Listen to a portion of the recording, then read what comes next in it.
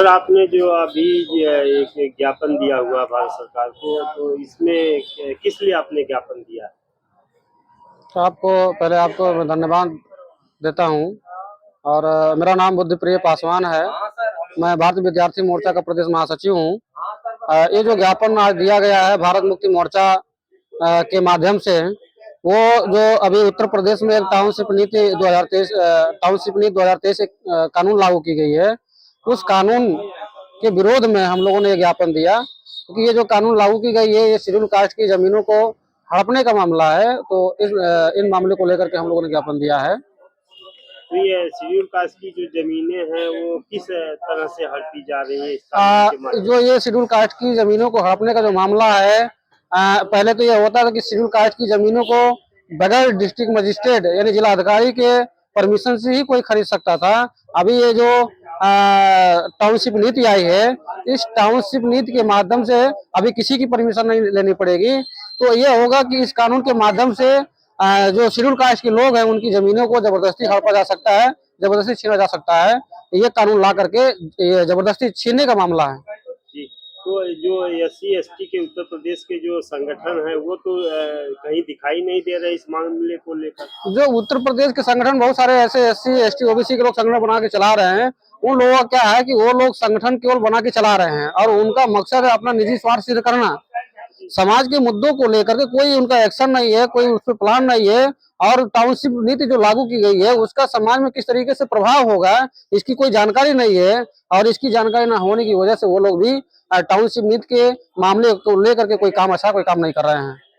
तो जो schedule caste के लोग हैं उत्तर प्रदेश में खास तौर से, और वो कहते हैं कि हम शेड्यूल कास्ट के लिए काम करते हैं, और जब अब शेड्यूल कास्ट की जमीनों पे जो है वो जबरदस्ती कब्जा किया जाएगा, तो इस पर वो क्यों नहीं आखिर रोड पर उतर रहे हैं? देखिए, जो शेड्यूल कास्ट के जो नेता हैं वो केवल कहने के लिए नेता हैं।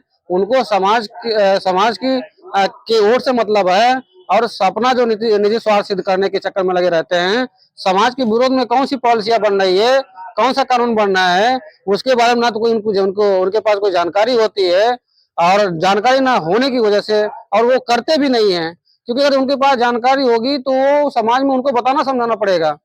इसी वजह से वो लोग जानकारी नहीं करते हैं, ताकि समाज में कोई ऐसी जानकारी देनी ना पड़े। और अगर जानकारी होगी तो समाज को बताना पड़ेगा। समाज को बताएंगे तो जो है अपने हक अधिकार को लेकर के लोग आंदोलन करेंगे। तो इससे ये होता है कि जो आज की तारीख में सबड़ की पार्टियां हैं जो स्थापित हैं, वो लोग समाज में दलाल वर्गों का वजूद बना रहे, वो ऐसा लोग चाहते हैं। इस वजह से भी जो बहुजन समाज के लोग हैं या SC के लोग हैं, इस टाउनशिप की नीति के जो विरोध में कोई ऐसा कोई काम नहीं कर रहा है। अभी एक खबर आई है कि बिहार में जो नीतीश कुमार हैं उन्होंने जो है एक शेड्यूल कास्ट के जो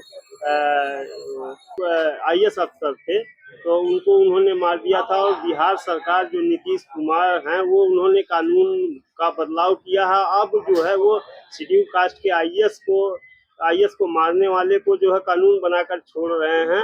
और उनके साथ भीम आर्मी के प्रमुख चंद्रशेखर रावण जो दलितों के घर जाते हैं और तेज से जो है जय भीम का नारा लगाते हैं, अब वो जो है गठबंधन के लिए उनके पीछे पीछे दौड़ रहे हैं। इस पर आप क्या कहेंगे? इस पर देखिए, जो अभी ये मामला हुआ है, जो कि अगर ये इस तरह की वो हरकतें कर रहे हैं तो ये गलत हरकतें है।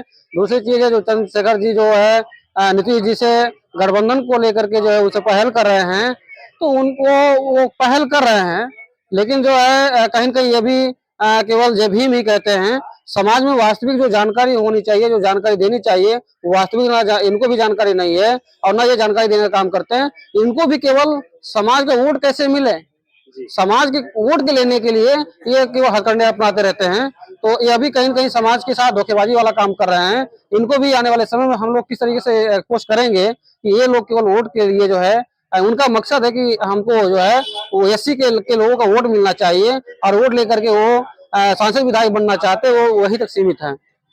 तो अभी जो इतना बड़ा जो कानून बनने जा रहा है, जिससे जो है शेड्यूल कास्ट के लोग, अनुसूचित जाति के लोग जो है उनके पैर के नीचे से जमीन खिसक जाएगी, इस पर अभी तक जो है चंद्रशेखर रावण ने जो है उनका जो है कोई भी स्टेटमेंट नहीं आया, इस पे क्या कहेंगे? इस पर उनका कोई स्टेटमेंट नहीं है, तो कहीं न कहीं ये बातें लोगों को समझ में आनी चाहिए कि हमारे विरोध में, यानी शेड्यूल कास्ट के विरोध में जो कानून बना हुआ है, इस पर चंद्रशेखर रावण जी का कोई एक्शन नहीं है। तो इससे लोगों को समझना चाहिए, जो जनता, जो शेड्यूल कास्ट के लोग हैं, जो उनकी तरफ जा रहे हैं, उनको उनकी तरफ ना जाने की बजाय जो वास्तविक समाज के मुद्दों पे लड़ रहा है, जो पॉलिसियां बन रही है, उस पॉलिसी को लेकर के समाज में बताने, समझाने, जगाने का काम कर रहा है, उसके समर्थन में आना चाहिए।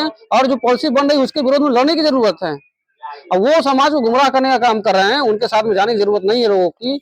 और अगर वो ऐसा काम कर रहे हैं तो ये टाउनशिप नीति जो आई है, इसको जो है हम लोग समाप्त करने के लिए काम कर रहे हैं। आने वाले समय में बड़े पैमाने पे इस पे हम लोग एक्शन लेने वाले हैं, इसकी तैयारी हम लोग कर रहे हैं। जी धन्यवाद।